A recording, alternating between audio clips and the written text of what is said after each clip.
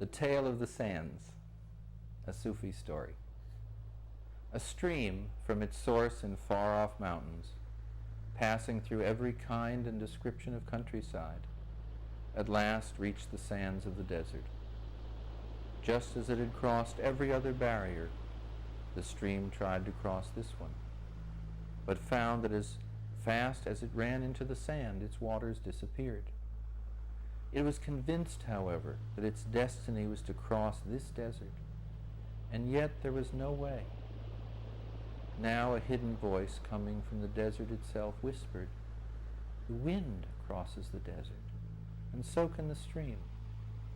The stream objected that it was dashing itself against the sand and only getting absorbed, that the wind could fly, and that's why it could cross a desert. By hurtling in your own accustomed way, you cannot get across. You will either disappear or become a marsh. You must allow the wind to carry you over to your destination. But how could this happen? By allowing yourself to be absorbed in the wind. The idea was not acceptable to the stream.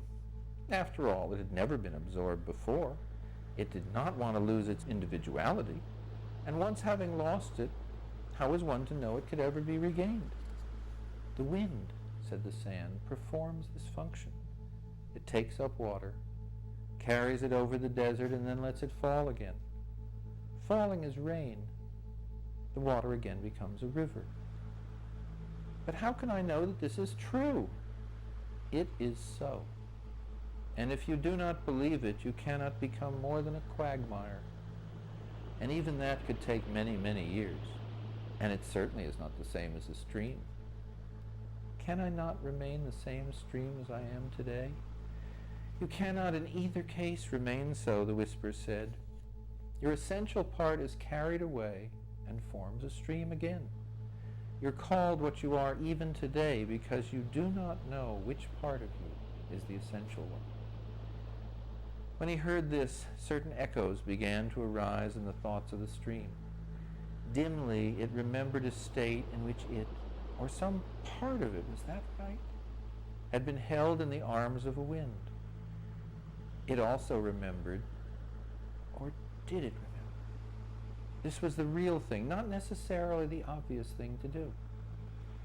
And the stream raised its vapors into the welcoming arms of the wind, which gently and easily bore it upwards and along, letting it fall softly as soon as they had reached the roof of a mountain many, many miles away.